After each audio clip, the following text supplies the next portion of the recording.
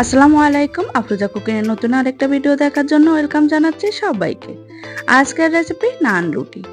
খুব সহজভাবে রেসিপিটি শেয়ার করেছি, আশা করছি রেসিপিটি আপনাদের ভালো লাগবে। ভালো লাগলে প্লিজ আমার চ্যানেলটিকে সাবস্ক্রাইব করবেন আর একটা লাইক দিয়ে দেবেন। তো চলুন দেখে নেই রেসিপি। এখানে আমি 3 কাপের মতো নিয়েছি ময়দার পরিবর্তে এখানে আটাও ব্যবহার করতে পারবেন। এখন দিয়ে দিচ্ছি এখানে হাফ চা চামচের মতো লবণ, হাফ টেবিল চামচের মতো দিয়ে দিচ্ছি ইস্ট, আর 2 টেবিল চামচের মতো দিয়ে দিচ্ছি ঘি। ঘির বদলে আপনারা এখানে সাদা তেলও ব্যবহার করতে পারবেন।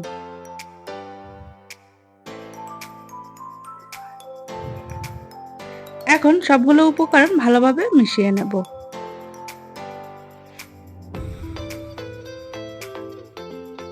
মিশানো হয়ে গেলে নরমাল পানি দিয়ে একটা মসৃণ ডো তৈরি করে নেব।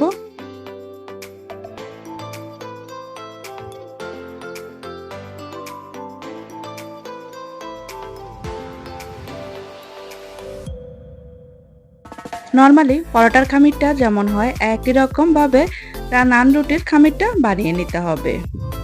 বেশ কিছুক্ষণ মথে নিয়েছি। এখন নান রুটির খামিরটাকে আধা ঘন্টার জন্য রেস্টে দিয়ে দেব। আপনাদের হাতে যদি সময় থাকে তাহলে 1 ঘন্টার মতো রেস্টে দিলেই হবে। নান রুটির খামিরটাকে এখন র্যাপিং পেপার দিয়ে ভালোভাবে মুড়িয়ে রাখবো।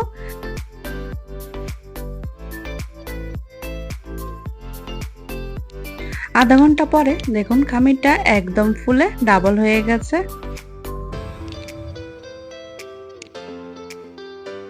এখন খামির থেকে বাতাসটা বের করে দেব।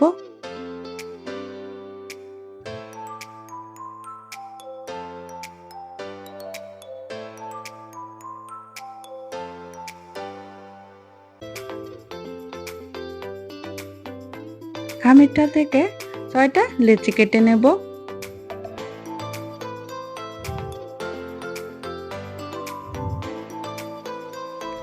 হাতে একটু ময়দা নিয়ে লেচিগুলোকে গোল করে শেপ দিয়ে দেব। দেখুন আমি কিভাবে করছি, একইভাবে করে নিতে হবে।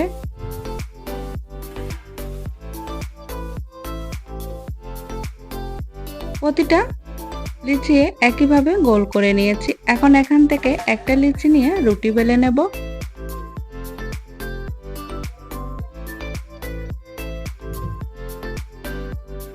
উপর থেকে অল্প একটু ময়দা ছিটিয়ে দিয়েছি। এখন রুটি বেলে নেব।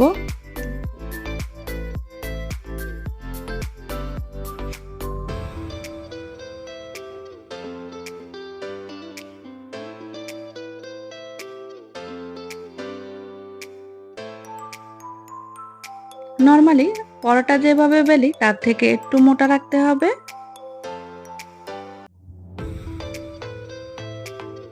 এই যে একটা রুটি বেলা হয়ে গেছে।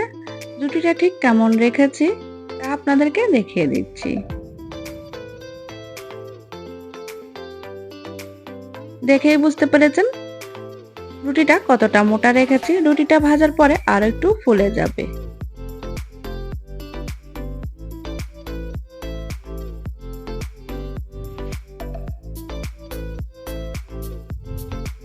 এক পিঠ হয়ে গেলে অন্য পিঠ উল্টে দিচ্ছি।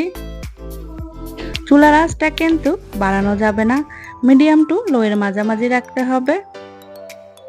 এখন চেপে চেপে রুটিগুলোকে ভালোভাবে সিদ্ধ করে নিতে হবে।